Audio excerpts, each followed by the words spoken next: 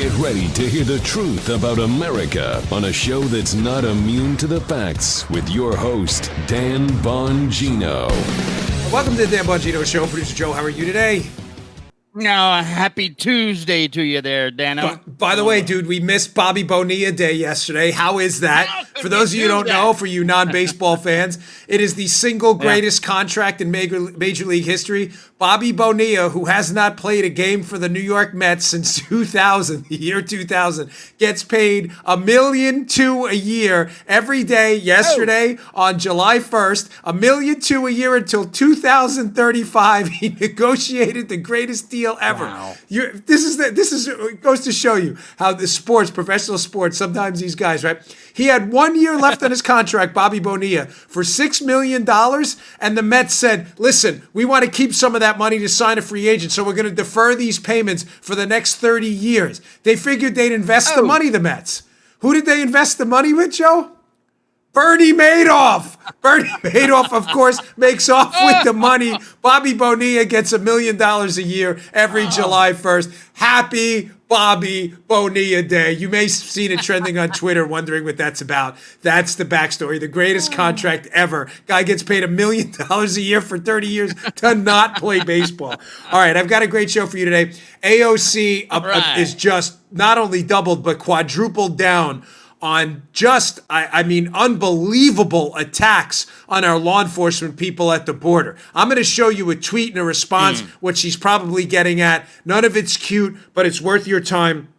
Some other people calling out Bob Mueller for some of the stuff that happened yesterday. And important, Trump, the ultimate deal maker. Something happened. He made a move. He went right in. He saw an opportunity. Good for him. Stay tuned. Big show for you today. Today's show brought to you by our buddies at Netsuite. Listen, if you own a business and you don't know your numbers, you don't know your business. We use Netsuite. We love it. The problem with growing businesses is that they don't know their numbers. They have this hodgepodge of systems. They don't talk. They don't work together. And you got this mishmash of garbage. You don't need that. Get Netsuite. They have one system for accounting, for sales, for inventory, and so on. It's just, you can't have some big inefficient mess with all different programs running that stuff. It takes too much time and too many resources. It hurts your bottom line. Introducing NetSuite by Oracle, the business management software that handles every aspect of your business in an easy-to-use cloud platform. Who's better than you? Giving you the visibility and control your business needs to grow. With NetSuite, save headaches, save time, save money by managing sales, finance, accounting, orders, HR, instantly from your desktop or from your phone. Who's better than you? That's why NetSuite's the world's #1 business system. Right now, NetSuite's offering you valuable insights with a free guide. 7 key strategies to grow your profits at netsuite.com/Bongino. That's netsuite.com/Bongino to download your free guide. 7 key strategies to grow your profits. It's pretty cool. Check it out. netsuite.com/Bongino. Thousands of the best known brands and companies use NetSuite to manage their businesses. Why not join them? Check them out. All right, let's go. Oh, it's off by like half a second on that one. Okay, getting right to it. Alexandria Ocasio-Cortez, who, she tweeted out yesterday something about, hey, everybody's got a problem that I was a bartender before I was in Congress. No, nobody has a problem with that. I don't know what you're talking about. All work is valuable. Joe was a musician. I used to clean mausoleums in a cemetery. Have we not done shows on that, Joe? I'm not kidding. All work is valuable. Yeah. There's dignity in work. Right. I have no problem with you tending bar whatsoever. Neither do most of my conservative friends. Good for you. You had a job. Nothing wrong with that. The problem we have with you is not that you tended bar, it's that you just don't know anything and you continue to lie. Now, I am extremely skeptical of her latest, you want to talk about a tweet that you just dropped a bomb on Twitter. Read this thing she put out yesterday. Alexandria Ocasio-Cortez. I just left my first Customs and Border Patrol facility. So she went to a CBP facility to check it out. I see why CBP officers were being so physically and sexually threatening towards me. Ladies and gentlemen, this is a real tweet. Officers were keeping women in cells with no water and told them to drink out of the toilets. This was them on their good behavior in front of members of Congress. Now, folks, I wasn't there, but let me just tell you something, having worked as a federal agent before. I am extremely, triaging levels of extremely times 10,000, extremely times 10 million skeptical of this story. When I was an agent, you got a call, not even from a member of Congress, from a member of Congress's staff. And they said, I'll give you just a quick example. We used to work Treasury check cases, Joe. Remember when you used to get Treasury checks in the mail for your tax refund? A lot of it's done electronically now. Those checks used to get stolen all the time. The Secret Service used to investigate that. We hated them. All the rookies got those cases. They were a mess, but they'd get stolen all the time. I'll never forget one time, this lady, I remember her name, her initials were LL. I'm not going to say her name. She called her congressperson at the time and complained the Secret Service isn't taking my case seriously. It wasn't that we weren't taking it seriously. It's that we had 1,000 of these cases in an 8-person office. So what happened? I get a call in from the boss. What are you doing with this case? Nothing, boss. It's case number 60 out of the 70 cases you gave me. Get to it right away. What I'm trying to tell you, folks, is if you believe for a second that Alexandria Ocasio-Cortez, a sitting member of Congress, was walking around a Border Patrol facility and Border Patrol agents were attempting to, what did she say, sexually threaten her? Yeah, it's weird. Listen, if that's the case, they should be fired immediately. Yeah. No doubt. I'm just telling you, I would be extremely, in Maslow's hierarchy of needs of extremely, this is the peak of the pyramid of extremely skeptical about this story. I cannot imagine a U.S. government law enforcement officer in front of a delegation of Congress being sexually threatening towards them. Again, if it happened, they should be fired immediately. It's because I don't disagree with her politically. If this did not happen, however, and I'm very skeptical, the Border Patrol's recount of this event is that is Alexandria Ocasio-Cortez, Joe, who was the one being threatening and nasty towards the Border Patrol agents. If that is in fact the case, AOC must issue a public apology. Must. Now, does it tell you something, Joe, that has AOC filed a formal complaint? If she feels like she was physically and sexually threatened, does she put in her tweet? I'm not making that up. That's not a parody account. Right. If she believes that, Joe, should she not file a criminal report immediately? Immediately. I would think so. Yeah. Wouldn't you? Joe, you have significant others in your life who are women. If that happened to them, would you not tell them, go to the police? You were physically and sexually threatened? Heartbeat. And of course you would. So would I. I have 2 daughters and a wife. I'd be like, get to the Martin County Sheriff ASAP. Why hasn't she filed some kind of report? Ladies and gentlemen, and on the second line she puts in there, that the people held in the facilities who are here illegally. Keep in mind, ladies, that's not a justification for treating people poorly. I'm not suggesting that's happening. I'm simply suggesting these are people who broke the law. They have violated U.S. law by entering the United States illegally, not through a point of entry. It is you clearly violated the law. You are treated like everyone else who breaks the law. When you break the law, there's not categories of criminals. There are categories of law breaking. When you broke the law in the 7-5 precinct and I was a cop, everybody went to the holding cell on Rikers Island. You're then adjudicated from there. In the federal government, you go to the U.S. Marshals. You don't get to go to a different cell. Excuse me for stumbling on my words there. You broke the law. So David Martasco has an interesting theory about what he thinks Alexandria Ocasio-Cortez was talking about. This is a standard CBP facility. He says, listen, I'm not sure if it's the same one she's in. He's very clear on that. But if Alexandria Ocasio-Cortez really meant drinking from the toilet, he has a photo up here. You can see on our youtube.com/Bongino. For those on the audio, it's a standard prison cell with the standard steel toilet, and the water fountain is off on the top. Not convenient, not cute, not pretty. Ladies and gentlemen, it's a detention facility. Right. That's what they look like. That's what they all look like. You're not drinking from the toilet. You don't have your head in a toilet drinking water. Why would she say that? Again, I'm not suggesting any of this is cute or pretty. Lawbreaking isn't either. I'm simply telling you that her statement that inmates who are being detained because they're here illegally are being forced to drink from the toilet borders on ridiculous and absurd. Ridiculous. But this is Alexandria Ocasio-Cortez. This is what she does. Now, big hat tip to the Washington Free Beacon, which does some great videos. The Washington Free Beacon put out this montage I'd like to play for you. It's a little over a minute. This is a montage of Democrats and their allies, and Democrats and their media butt kissers putting together all this. Is a montage of their statements about how what's happening at the border, Joe, is not a crisis, so don't worry about it. There's nothing to worry about anyway, because, Joe, don't worry, there's not a crisis at the border. So now AOC's tweeting there's such a crisis, people are drinking out of toilets. That is absolutely ridiculous. But this is the media just a little bit ago in this montage by the Washington Free Beacon suggesting that, don't worry, there's no crisis, there's nothing to worry about. Which one is it, folks? Here's the video. He's lied so much about the realities of what he's calling a crisis. I have never seen a crisis since maybe when you were in New Orleans talking about Katrina. That was as openly understood and ignored. Tonight, the president tries to sell a crisis that the facts tell us does not exist. This entire situation, which many have argued is a bona fide crisis at our southern border. The big scam of the whole address was that there's a crisis. There's not a crisis. Those were the powerful words written to describe the humanitarian crisis at the border. She's already been out lying about a crisis on the southern border. He's doing a much worse job than Barack Obama, and he's created this crisis. And the word crisis is what this is all about for Team Trump.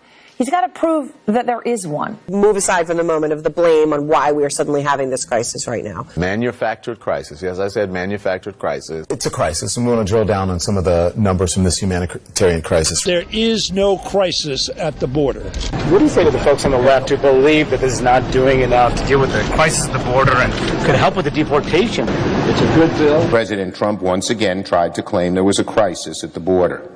The fact is, migrant border crossings have been declining for nearly 2 decades. But we have to grapple with the real challenges at the border and do more to reduce the number of migrants who feel they need to flee their countries in the first place. President Trump must stop holding the American people hostage, must stop manufacturing a crisis. We have never not said that there was a crisis. There is a humanitarian crisis at the border. It's hysterical. That montage, you may be saying to yourself, wait, what do you mean? They said it's the same exact people suggesting there's no crisis, then minutes later suggesting there is a crisis. What is it? The answer is it's lick your finger, see where the wind is flowing. This is the Democrats. They cannot ever tell you the truth. They are entirely incapable of taking a principled stand because they have no principles. When President Trump needed money at the border to build the wall and stem the flow of people coming into the country illegally, Joe, and he needed that money, and he said, we have a problem, we have a crisis. The Democrats thought it was to their political advantage to lie to the American public and say there's nothing to worry about at the southern border, folks. No worries here. Pay no attention to the man behind the curtain, right? Then all of a sudden, when the crisis exploded into a humanitarian disaster, which it is now, overcrowded detention facilities, kids having to be detained because parents are bringing them into the country illegally on this dangerous trek, children being trafficked illegally into the country. Now, all of a sudden, the public PR battle's being lost by the Democrats. So now the Democrats have turned around and you have AOC tweeting that it's a crisis. People are drinking from toilet bowls. What is it? What is it? The answer is we know what it is. It's always been a crisis. You have never known what it is. You are big phonies. Phonies. Total, complete frauds. Just disturbing. How do you look yourself in the mirror as a Democrat? How? How do you? I'm not kidding. How do you look yourself in the mirror? Us as Republicans are entirely consistent. We have never changed our story because our story doesn't have to be changed because it's the truth. It's bedrocked in facts and data points. Yours are fairy tales, gaslighting narrative fairy tales made up to win your petty little political fights, to decimate our southern border so you can get votes and stay in power. It's pathetic to watch. Pathetic. You should be embarrassed. All right, I've got a lot to get to. Hey, one correction. Yesterday's show, thank you to people who pointed this out. That lunatic on Twitter we pointed out, who is still a lunatic. That's not a correction. That climber person who seemed to try to justify the brutal attack on Andy Ngo, the minority reporter who was reporting on Antifa. She does not work for the Hillary Clinton campaign. It said at HRC. I should have just clicked on the Twitter handle. HRC, Joe. I thought Hillary Rodham Clinton comms. It's human. Even worse, Joe. It's the Human Rights Campaign. Even worse. This is the greatest correction ever. So it's not the Hillary Clinton campaign. Okay. The woman who is trying to justify an attack, a violent attack on a minority journalist covering Antifa, believe it or not, works for the Human Rights Campaign. Okay. Huh? I didn't know what else to say. Oh, okie doke. Sure. Right. The Human Rights Campaign. Nice job. That Human Rights Campaign, you've really nailed it with Charlotte Clymer. Yeah. She's doing a great job there. That's the greatest correction ever. One more note, too, I forgot to mention at the beginning of the show. I will be in for Hannity tonight, Fox News Channel, 9 p.m., guest hosting. Please watch. Right. Thanks for the strong performance on Friday. We had a ton of viewers, so thank you very much. DVR if you can't watch it. Hannity tonight, I'll be guest hosting. All right, moving on. Don't have a ton to add to yesterday, but it's interesting how now this is catching on about the disaster that this Washington Post gaslighting job was yesterday. A long and short of it is, yesterday we covered on the show how the Washington Post finally is writing a story, a detailed story about Joseph Mifsud. You know the story, Joseph Mifsud, alleged Russian agent, passed the information to Trump campaign team member George Papadopoulos. That's the genesis of the whole Russia collusion story, as I'm going to probably bring up tonight. If Mifsud's not a Russian agent, the Democrats' entire story about collusion, completely falls apart and becomes an entrapment scheme. This is why the story's so dangerous. So the Washington Post is trying to get out in front of this. So Aaron Mate had some tweets up. These are really good. This is worth your time. Aaron Mate's like, hey, if this guy Mifsud, because the Washington Post wrote this story kind of insinuating Mifsud is a Russian agent or outing him as a double agent, right? Equally as bad. But Mate has this great tweet. If this is the case, why didn't Mueller tell us this, he writes? He had no problem citing the FBI's claim that Konstantin Kilimnik has ties to Russian intel, and he did his best to suggest Mifsud was a Russian agent without directly calling him one. Curious that this is claimed now. And he goes on saying, given Mueller tried to suggest that Mifsud and Kilimnik were Russian agents, it's hard to believe U.S. intel identified Mifsud as a potential Russian agent, but somehow Mueller didn't tell us. What's going on? Mate's words, my guess, we're about to learn that Mifsud is tied to Western intel. Ding, ding, ding, ding, ding, ding, ding. Mm-hmm. Yes, sir. Yes, sir, we are. Yes, sirree. And this story in the Washington Post is designed to switch the narrative in advance before it breaks that Trump was set up by a Western intelligence friendly or a double agent. And they're trying to get out in advance that he could have been a Russian agent. Why, Joe? So all the people involved can say, hey, look at us. Yeah. We got fooled too. Sorry. This Washington Post story is pathetic. The most embarrassing piece of journalism I've ever seen. Remember, Mueller's report, he talked about Mifsud having Russian connections. So what the heck does that mean? That doesn't mean anything. Russian connections? Joe has Russian connections. I went to Russia. I know people in Russia. There's nothing illegal about knowing Russians. The question is, were they operating as an agent of a foreign government? I'm telling you the answer with Mifsud is no. All right. Interesting story yesterday in the Federalist about Antifa. You know, Joe, what have we heard about this? By the way, don't go anywhere. I want to get to this Trump being the ultimate deal maker. So this is really important. You stay tuned. This guy has a knack for going in for the kill right at the opportune moment, and the media entirely misses it. We'll get to that next, so stay tuned. But interesting story in the Federalist about Antifa. This is probably the greatest headline to a story I've seen in a long time. It'll be in the show notes. Please read it. It's really good. It's by David Marcus. Show notes at Bongino.com. Subscribe to my email list. I'll email these stories right to you. Headline. Antifa is mostly made up of privileged white dudes. The greatest headline in radio, Joe. What is this? This means stretch it out. Not this. This means headline for the damn Bongino show. Antifa is mostly made up of privileged white Jews. I'm going to get to these mugshots in a minute. Which are all public record, of course. These are the Antifa folks who've been arrested. We'll get to them in a second, but the reason I want to bring this story up, again, is to show you how you're being misled by false narratives on the left. And the reason I do this is not just to poke fun at them, although it's very easy to do that, and I'm glad you enjoy the show, and we take a comedic angle sometimes. But the show has always been designed, Joe and I, to be your commuting show home. You can listen to or watch on your television, and the show from day one, Joe and I, our vision of it, our BHAG, our big, hairy, audacious goal, were to give you a bunch of facts and data, maybe be funny about it sometimes, serious about it others, but to give you the ability to debate with your leftist friends, to win. Maybe not win debates with your friends, but the people listening to those debates, and to change hearts and minds. That's always been my goal. So you may say, well, how does this story fit in? It fits in because, ladies and gentlemen, you've been told by liberals, not by sane people, by liberals, that their whole purpose for existing is one, to coexist and to be compassionate, to fight for the underprivileged, and most importantly, Joe, to fight against the white male patriarchy, which has this entrenched power. And one of their big concerns, they call it critical theory, one of their big concerns fighting white supremacy is white supremacist violence. So in other words, Joe, you've been told by leftists that they're there to combat violence animated by skin color. And the primary purveyors of this violence and a critical problem for our society is white-driven violence. This is, by the way, this is their nonsense, okay? I'm not suggesting there aren't white supremacists. These imbeciles obviously, sadly, exist. But I'm suggesting to you the left is telling you that this is the primary problem in society that must be combated, and it's an overwhelming presence, and there has to be some kind of social modification through government to fix this.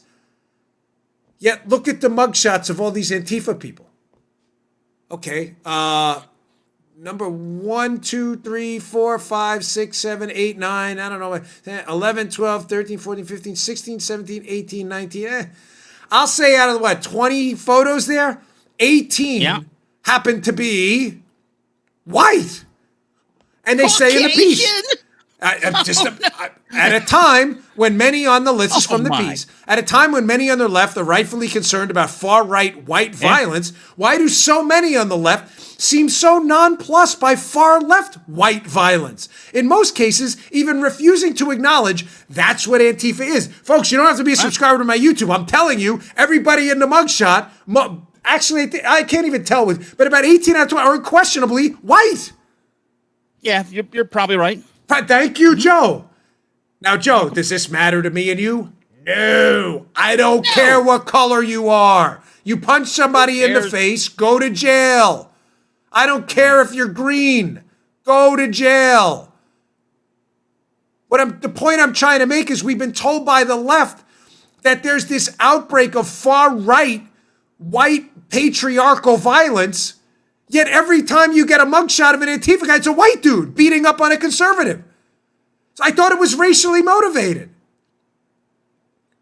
Why are you not concerned about a bunch of white guys in Oregon beating up on a gay minority Asian journalist? Andy No, who we addressed yesterday, who was put into the hospital with a brain bleed. Why doesn't that matter? The answer, Joe, because this is not about racial violence with the white patriarchy or critical. It has nothing to do with that. It is about the left and what I said to you yesterday. They have no emergency brake on their ability to attack you or their desire to attack you because they believe in secular, non-God-given values. A guy, Rick, who tweets, emails me a lot. I always appreciate feedback, positive or negative, but I felt it was an inappropriately negative comment. As you know who you are, Rick, and I don't mind you sending it to me, but he said yesterday you commented, you had this 20-minute rant about Antifa and leftist violence, and I love that. That was one of my favorite rants I've ever done. Don't miss yesterday's show. Yeah. But he said you had no solutions. I thought the solutions, ladies and gentlemen, were obvious. Arrest these people. Why do you think I called out the mayor of Portland and the police chief? I thought the solution was obvious. I may have missed that. He's the only negative email I got. So I love you, Rick. Thanks for your emails, but I think you were the only one who missed it. The solution is not to pay attention to the color of the people in the mugshots. It's to enforce the law regardless of the color of the people in the mugshots or their ideology. You claim to be a conservative and you want to go punch people in the face? Go to jail. Sorry. No sympathy here.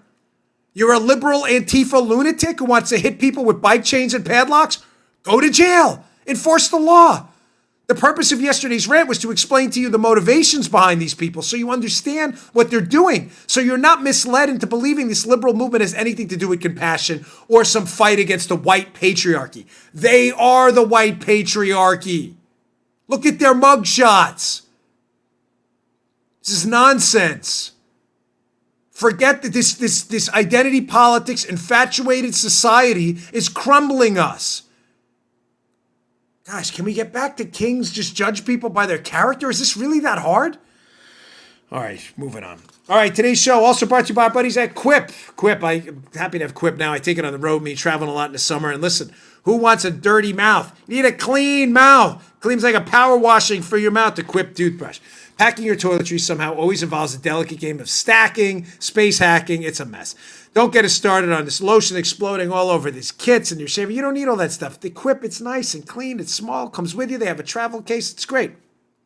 The compact and wireless design, or the quick toothbrush design, tucks easily in the corner of your carry-on and your back pocket if you're just spending the night. Stick it right in your back pocket. Who's better than you, right? Imagine how you're walking around, you get the Quip in the back pocket. Plus, the travel-ready cover protects your brush from sandy swimsuits and luggage slip-ups. 3-month battery life. I actually got more than that out of mine. I think I've had the same battery in for 6 months, but it says a 3-month battery life will last through the season filled with weekends away. They're making it easier than ever to keep up with your wake-up and wind-down routine when you're out of the office. Folks, this is a great toothbrush. It is like a power washing for your mouth. You'll never find a better toothbrush out there, electric toothbrush, to clean your mouth. It has sensitive sonic vibrations for an effective clean that's gentle on your sensitive gums. People brush too hard. Some electric toothbrushes are too abrasive. It has a built-in 2-minute timer, so you know exactly when to switch sides. Its multi-use cover works as a stand. It mounts to your mirror. Take it in your travel bag with you. It's a travel cover too. Brush heads are automatically delivered on a dentist-recommended schedule every 3 months for just $5. A friendly reminder when it's time to refresh and stay committed to oral health. Don't use worn-out old brushes. They have a kid's brush too, same as our original version. It's just tweaked for size down a mouse. Go check that out as well. Folks, we love Quip. We use it in our house. Quip starts at just $25. If you go to getquip.com, getquip.com/Dan, get your first refill pack for free. That's your first refill pack free at getquip.com/Dan, getquip.com/Dan. Go check it out today. Like a power washing for your mouth. It works better than any toothbrush I ever had. Okay, moving on. So Trump, I've been talking about this, the ultimate deal maker. I'm going to get to this. Also, I want to get to this. This month is now, we are involved in the longest recovery from a recession in modern American history. I heard some talking points yesterday on Fox as I was listening. Everybody saying, we can thank Obama. I've got some easy data points for you to debunk the nonsense argument that Obama is in any way responsible for the robust Trump recovery we've seen. That's all garbage. But first, this guy's the ultimate deal maker. Ladies and gentlemen, this deal with China we have on the table, this potential free trade deal that Trump's been talking about. He had a meeting with President Xi of China. This guy has a knack for striking at just the right time. Listen, what's going on in Hong Kong is very serious. It's not meant to downplay it. It should not be a strategic, tactical weapon in any kind of debate, because they're fighting for liberty and freedom in Hong Kong. It's a long story, but it's regarding an extradition treaty to the mainland that the people of Hong Kong have been valiantly fighting. Basically, it will, the whole one nation, two separate ruling systems will collapse. Freedom in Hong Kong, which we should all be advocating for, will fall apart if this was passed. They rescinded it, but now they want the woman to step down who proposed it.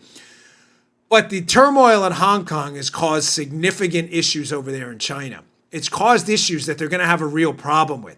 The Chinese and the heavy boot of the surveillance state they run and their socialist government, ladies and gentlemen, can't go on forever.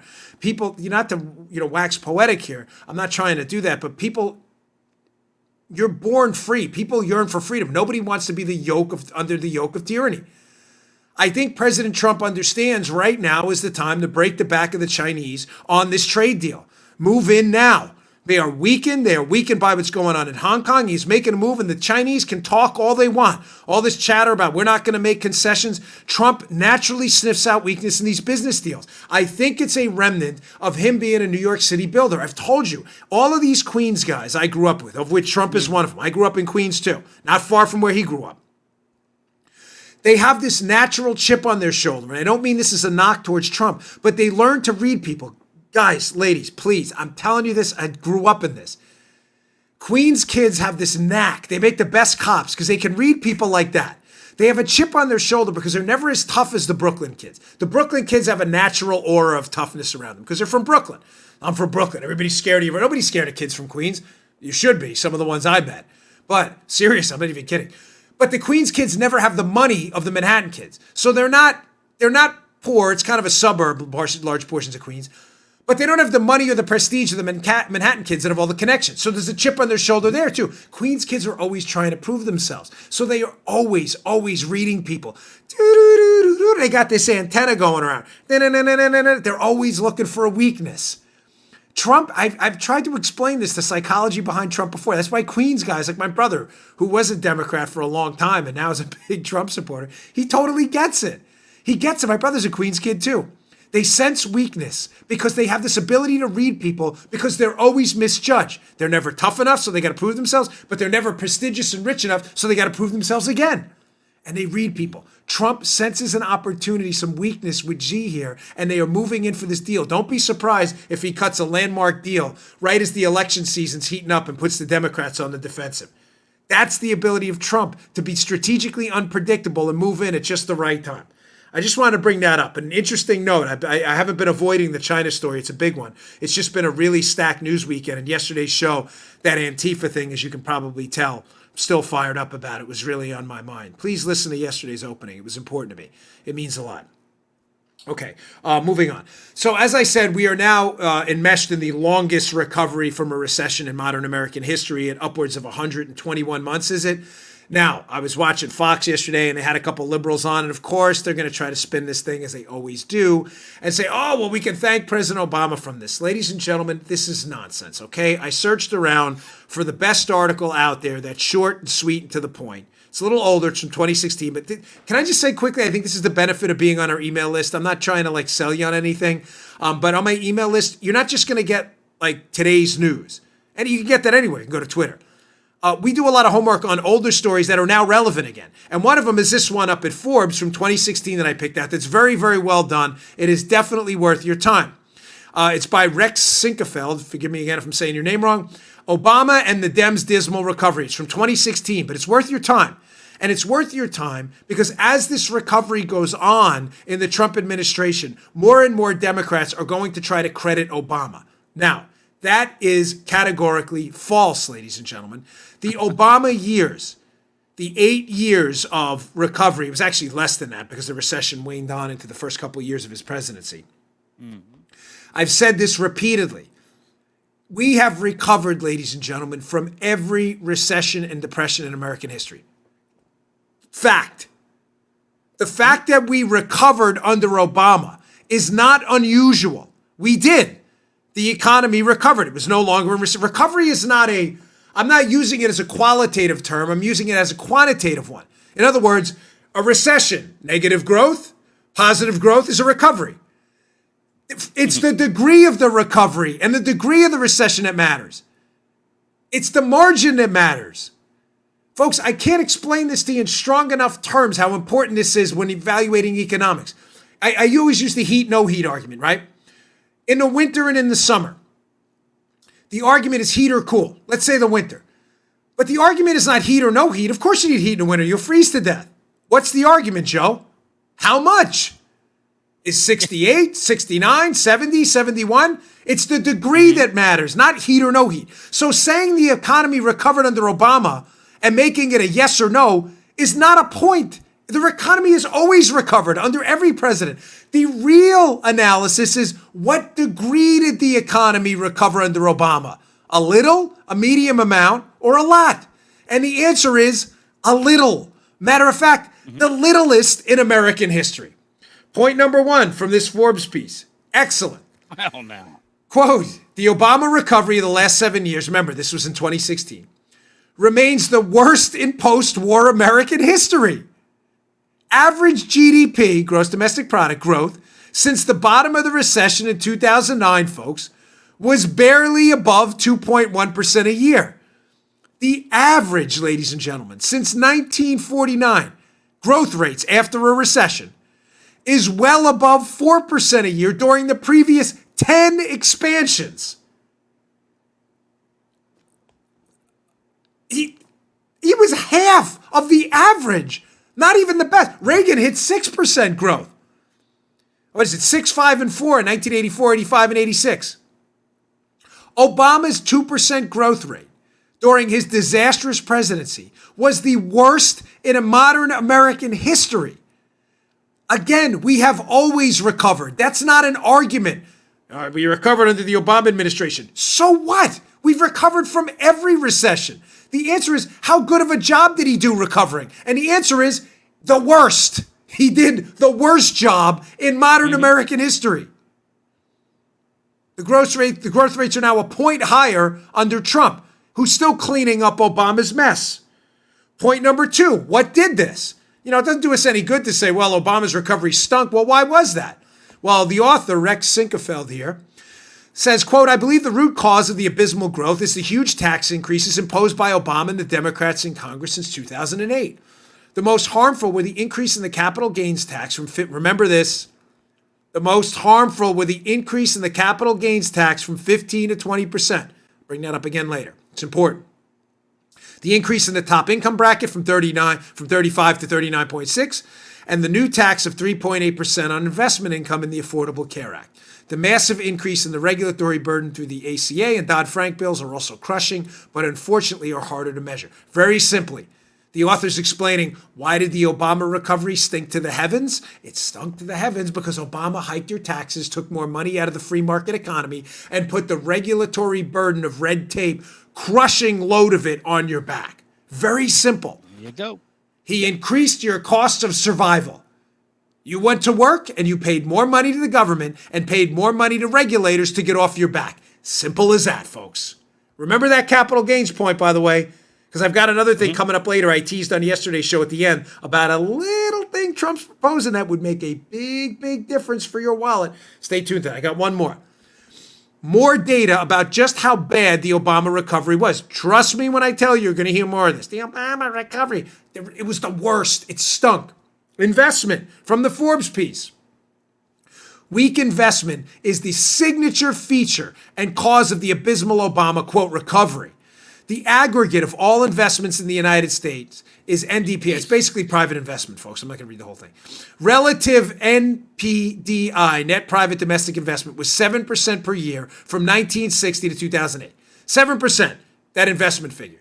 The average was 7 to 8% from 1960 to 1990 and 6.5% in the Clinton-Bush years. For Obama, Joe, that investment figure was an astoundingly low 2% of GDP. 2. A third. Ladies and gentlemen, facts don't lie. Democrats do. These numbers are awful. Investment in the economy was awful. Taxes were high. The regulatory burden was crushing. And the growth rate was horrible. Keep that Forbes piece. Check it out. It's in the show notes today. It is 100% worth your time. And why? Again, why are we bringing this up? Because my whole purpose to this show is to give you the mental ammunition you need to fight the good fight, because it is that fight that is going to persuade persuadables to vote for people in power that follow a liberty agenda. What's the point of this otherwise? I don't just come on the show to rant because it makes me feel good. Anybody can rant. There are shows out there where rant here, rant. Great, rant. What's the problem? The problem is you got to present facts and data so you can make an articulate argument to people. You're suggesting Obama helped the economy. How? He had the worst recovery in modern American history. Investment was a third of what the average has been from the 60s to the 90s. Third of what the average it was even under Clinton. GDP growth rates were less than half of the average post-World War II. What you're saying is not backed up or belied by any facts and data. You're just making it up. But liberals are very good at that, as we've seen in the past. It's pathetic. Okay, I told you, stay tuned for this capital gains. It's an important story. Little wonky, but worth your time. Okay, finally, today's show brought to you by our buddies at WaxRx. WaxRx. Huh? We love WaxRx. Oh. Clean nose, ears out. But don't stick the cotton swabs in your ears. You're not supposed to do that. Just look on the back of the box. It says, do not put in the inner ear. It's for the outside of the ear. It's not for sticking in there. Well, how do you get the wax out of your ear? Here's how. WaxRx is what you get. Get the little spray nozzle, put it in your ear, you put the little cup underneath your ear, the stuff that comes out of there. It's pretty gross, but you got to clean the ears out. It is. Yeah. But get the stuff out of your ears. You know how much I love my sponsors. WaxRx is not the sexiest product to talk about, but I wear an earpiece all day. I've had a problem with earwax buildup. I wait till I get a haircut too, and then I clean my ears out. The little hairs come out too. It's particularly awesome. Here's a customer review we got from WaxRx. Check this out. It's true. I used to have to go to the doctor twice a year to get rid of my stubborn, hardened earwax. With my rising cost of healthcare and double deductible, I'd have to spend $60 per visit. That's $120 per year to treat my ears. Now I can do it myself with WaxRx and a significant savings. It doesn't require me to miss a half a day of work. Thank you, WaxRx. Right now, you can try the WaxRx system by typing in GoWaxRx.com. Use offer code Dan at checkout for free shipping. Clean those ears out. You have no idea what you're missing. You have no idea what's hiding in there either, but that's a whole other story. GoWaxRx.com. Offer code Dan for free shipping. We love this stuff in my household. Do not stick those cotton things in your ears. Very dangerous. Check it out. Go WaxRx. Go, go, go. All right. I'm a little feisty today. I'm a little sweaty, Yes, I you noticed. are. It's a little hot. Yeah. What's going on there, brother? Yeah, it's a little hot. I'm sorry. But you for got my your AC shirt fixed. today. What do you think of the shirt today? Paula bought this for me. Viper. That's It says cool. I Dodge noticed it Viper, right folks. away. Yeah. For those of you who don't know, listen, if are there any insiders out there? We have a pretty big audience, thanks to you. You all are the best. You know we love you to death here. Are there any insiders at Dodge who can give me a heads up? Are they bringing the Dodge Viper back? Because they stopped making it, and I'm horrified because it's always been my dream car. And I need to know if they're going to. So if you have any inside info, I don't want to get you in trouble. Don't get fired from your job. But if you can slip me an email about when it may come back, I promise I won't share it on the air or anything. I'd love to know because I would love to get my hands on a Viper. I don't want to use one. I'm afraid that people get in accidents with them all the time. But Paula bought me this shirt. She's like, you're going to love this. I said, this is great. I got to check this out. Free advertising for Dodge. They didn't even pay as a sponsor. Look, they get free advertising. Who's better than them, right? All right. Get into my story of the Trump capital gains tax rate. There's a rumor going around that the Trump administration, story in the Washington Times, it's in yesterday's show notes, please check it out, that the Trump administration is thinking about enacting another bold tax cut. This story is by Dave Boyer, the Washington Times. Trump considering cut to capital gains taxes to bolster economy. Ladies and gentlemen, this would be huge. We don't do class warfare nonsense here. We do economics and growth policy. The left will tell you it's a tax cut for the rich. Don't care who gets the tax cut. All I care about is it going to grow the economy, give Americans a more prosperous livelihood, quality jobs and wage increases or not. I don't care about your class warfare nonsense. What does this mean? How is this going to work? Why would it matter? Capital gains. The way the capital gains tax works now, Joe, is it's not indexed for inflation. So rather than me explain it to you, the Washington Times does it really nicely. Here's a quick example of what this would do. Let's say, Joe, this is from the Washington Times piece. If a worker invested $5,000 a year in the stock market in the year 2000, and that investment had risen to $8,000 last year, current law calls for the investor to pay taxes on the entire $3,000 gain. You tracking? You invested $5,000 in the market in 2000. It's now worth $8,000. You would have to pay taxes now on that entire $3,000 gain. Well, folks, what's the problem with that? The problem is, quote, most of the gain, about $2,100 of that, is not a gain at all, folks. It's due to inflation. By taxing only the $900 real gain that wasn't caused by inflation, the investor would pay a substantially lower tax. Nice. Excellent. Okay, gotcha. Yeah. Why should you pay taxes on money that's solely a reflection of the United States government's awful monetary policy? You didn't make $3,000. You made nominally $3,000. You only made $900. That's like saying, Joe, think about it, right? My father, just a quick analogy. Maybe it'll make more sense when it wasn't a hard example. I don't mean to talk down to anybody, but my father used to tell me this story about this house they owned in Long Island. He's like, you'd never believe it. We bought it for $30,000 and, we sold it. I forget what he sold it for. I don't know, 300, 400, who knows? I have no idea. I didn't ask him when he sold it. But you'd think, wow. Meanwhile, keep in mind, they bought the house in the 70s. $30,000, you made $270,000. No, you didn't make $270,000. If you adjust that $30,000 for today, you probably made like 20 grand on the house. There's an inflation factor that's a result of a monetary adjustment and that amount of money being able to buy less goods over time. Here's a good way to frame it up for you. This is a cool one. $30,000 in 1970, when my dad bought that house, Joe, bought, Yeah. what would you say, about maybe 10 cars? You get a car for probably $3,000, right? Decent car, year old, maybe even a new car, a Pinto. Sounds about right, right? Yeah. $30,000 now, folks. Could that buy you 10 cars? Heck no, it would buy you one. Why? I thought $30,000. It's inflation. The buying power of money goes down over time due to poor monetary policy in the United States. So paying taxes on money you didn't earn, that's just a byproduct of a nominal adjustment to our money, makes no sense. Good for Trump. This would be terrific. Your pension fund's value would go through the roof. Some people, naysayers, will say, well, not really, because people will start selling stocks because now they know their tax bill will be lower. And do what with the money, knuckleheads? Burn it? Think about how stupid that is. They're going to sell their stocks because their tax bills are. Yes, and they're going to take the money to the burn pit in the backyard and light it on fire. What are they going to do? They're going to reinvest it in bonds, equities, other businesses, growing the economy, making those stocks for those companies worth more. Stop being an economics buffoon, liberals, not you and my audience. Unless you're an economics buffoon liberal listening. I'm sorry. But get your head out of your rectum. That's not how this works. They're going to sell their stocks. And do what with it? Hide it in their mattress? What is wrong with you? Good for Trump. Okay. Let's see what else I can't believe I'm going to get through all this. Yeah. Yeah, this is important. Oh, dude. So yesterday, not only did I miss Bobby Bonilla Day, the greatest sports contract in American history. I mean, Bobby Bonilla, did he get over or what? But yesterday was also a hero of mine, his birthday. Folks, this isn't going to be one of those long stories. You may be saying, hero of yours, who are you talking about? It's someone many of you know, some of you don't, but should know.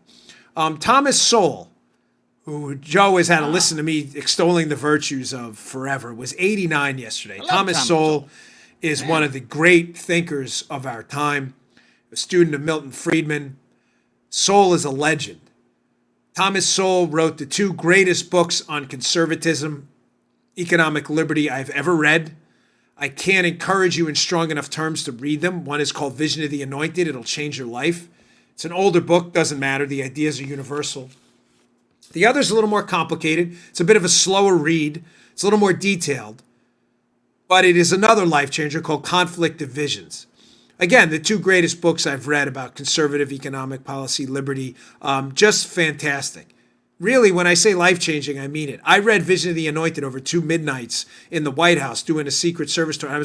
Midnights are hard, you know, when you get off. The way it works in the White House is, without going into security details, you don't work the whole night. You work in shifts and you take 40-minute breaks because they don't want people falling asleep. So, you don't get to fall asleep when you're on a break. So, you read a book or something to stay awake. But it's hard to read on midnight. These books are amazing.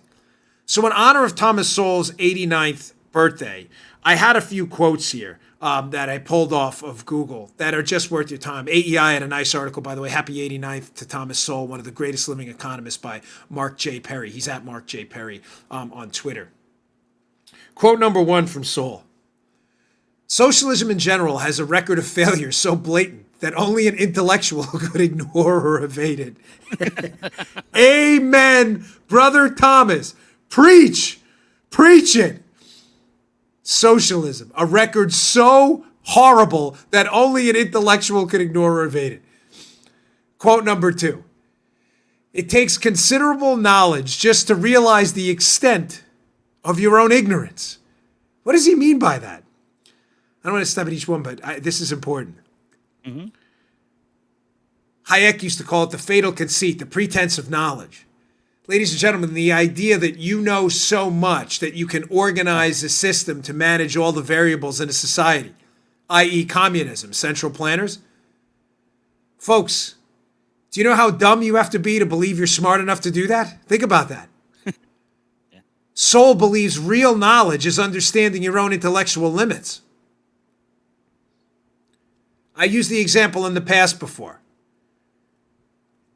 If you wanted to price a baseball card and got a government bureau together of 20 baseball experts to price that baseball card, Ladies and gentlemen, they would probably give you a price that initially may be reasonably close to the market price. But over time, those two prices are going to diverge. Why?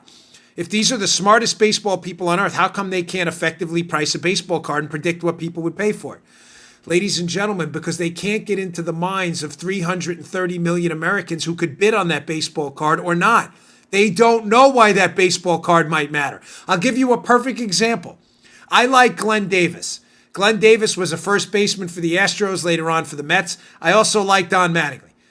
Mattingly was pretty popular. Glenn Davis was an all-star, but, he had a decent career. But his baseball cards really aren't in kind of the demand I think they should be. He was a great player. That Glenn Davis baseball card matters to me. I may be willing to pay more for it. How does a government bureaucrat know that? He has no idea. He's never met me. He's never been to a baseball game with me and heard me say, hey, I really like Glenn Davis. It's the pretense of knowledge that government bureaucrats can in any way organize prices in a society and dispense with the knowledge, of 330 million Americans who would bid or not bid on a product is insane. All right, moving on. A couple more quotes because these are good. Again, in recognition of Thomas Sowell's birthday. Much of the social history of the Western world over the past 3 decades has been a history of replacing what worked with what sounded good. This is another Sowell favorite, how liberals, basically the whole essence of liberalism, and you'll read this in Vision of the Anointed or Conflict of Visions, is the fact that liberals are emotion-based, whereas conservatives are fact-based. We say to ourselves when someone proposes a policy, okay, then what? That's a Sowell line. Like, then what? Then what happens? Liberals will say, propose this policy because it makes you feel good. It's an emotion-based ideology. Next one. This was a Secret Service special too. People who enjoy meetings should not be in charge of anything. We had a thing in the Secret Service called DBM. If you were a DBMer, death by meeting, you were out. Death by meeting, meaning you love to call meetings. Why? Because you probably just want to hear yourself talk. People who enjoy meetings, no place running anything. Absolutely right. All right, just a couple more and we'll wrap it up. Again, don't miss me on Hannity Night. If you are not prepared to use force to defend civilization, then be prepared to accept barbarism. Amen, Brother Thomas. Sadly. Next one. These are some of the finer ones, by the way. Freedom has cost too much blood and agony to be relinquished at the cheap price of rhetoric. The most basic question is not what is best, but who shall decide what is best. And the last one, my personal favorite. The next time some academics tell you how important diversity is, ask them how many Republicans there are in the sociology department. Nice work, Thomas Sowell. Very well done. Ladies and gentlemen, one of my ideological heroes. One of the great lines ever is his critique of Helen O'Banion. I believe she's a Pennsylvania welfare secretary, starts talking about women on welfare, and he says to her, well, why are you starting the story in the middle? In other words, how did they get on welfare in the first place? It's your policies that did that. One of the great lines ever. Really great job. Happy birthday, Mr. Thomas Sowell. Folks, thanks again for listening. I really appreciate it. Please subscribe to my YouTube channel, youtube.com/Bongino. Subscribe to our audio podcast on Apple Podcasts, iHeartRadio, and SoundCloud. Again, don't miss me on Hannity Night, 9 o'clock. I really appreciate it. If you tune in or DVR, it means a lot to me. Please spread the word, and please share our content. It means the world to us. We don't have a huge marketing budget here, folks. Try to keep the costs really light so we can get our sponsors in here and get the show paid for. Thanks a lot. Appreciate your help. I will see you all tomorrow. All right, today's show is brought to you by our buddies at Brickhouse Nutrition. They make one of the finest nutrition supplements out there.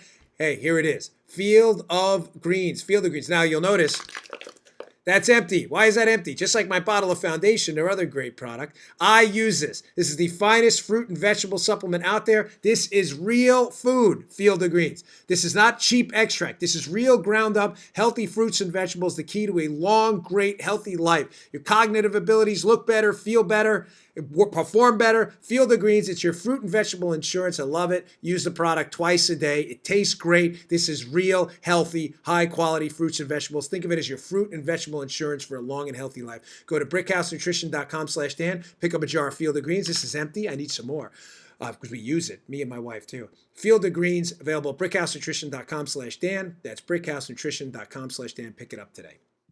You just heard The Dan Bongino Show. You can also get Dan's podcasts on iTunes or SoundCloud. And follow Dan on Twitter 24/7 @DBongino.